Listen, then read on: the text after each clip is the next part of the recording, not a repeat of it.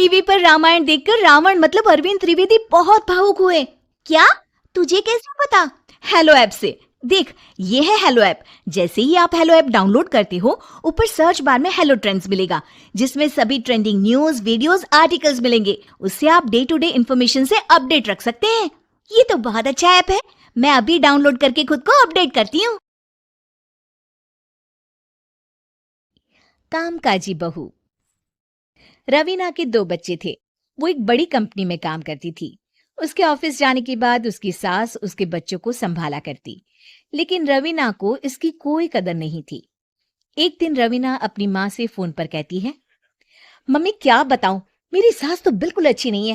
वो समझती नहीं है कि मुझे कितना काम करना पड़ता है। एक तो ऑफिस तक का लंबा सफर और फिर 9 घंटे लगातार काम।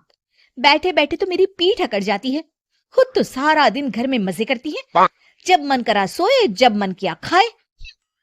तभी उसकी सास वहां आ जाती है। अच्छा माँ, मैं बाद में आपको फोन करती हूँ। जी मम्मी जी, कोई काम है क्या आपको? क्या हुआ? रवीना बहू, सारा दिन तो तू ऑफिस के मजे लेती है, लेकिन यहाँ ये बच्चे मुझे आराम भी नहीं करने देते। मेरी तो तबीयत खराब हो रही है। तो आपको लगता है कि मैं दफ्तर में मौज करती हूँ? आपको क्या समझाऊं, छोड़िए। माँ, काम करना भी जरूरी है। मजबूरी नहीं होती तो मैं खुद ही अपने बच्चों को देख लेती। हम्म, अब आज तो छुट्टी है ना, आज तो कम से कम घर का काम कर ले। बहू काम शुरू करती है। बच्चे के साथ काम करना उसके लिए असंभव हो जाता है। वो जाकर बच्चा सास को देती है और कहती है, मम्मी जी जरा बच्चा तो पकड़ लीजिए, मैं घर का काम कैसे करूं? जैसे मैं करती हूँ रोज बच्चे के साथ।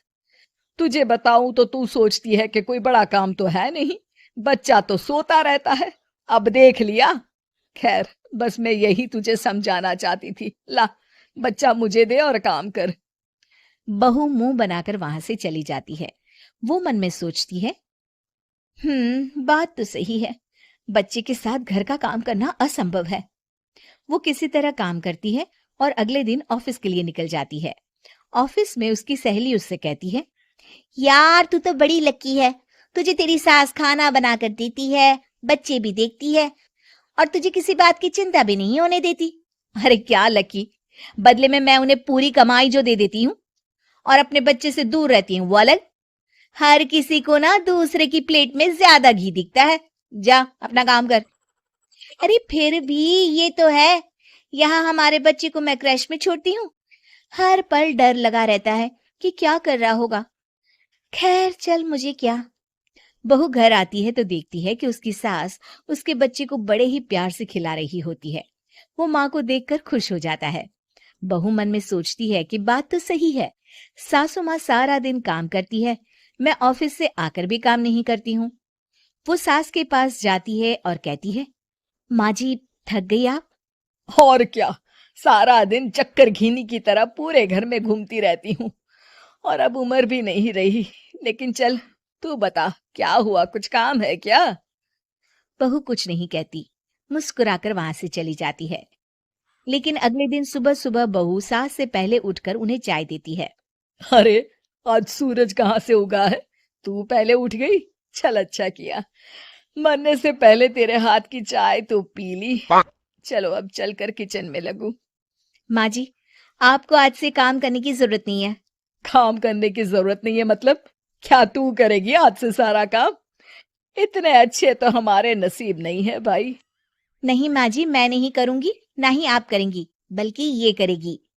तभी वहां एक काम वाली बाई आ जाती है। ये कौन है बहू?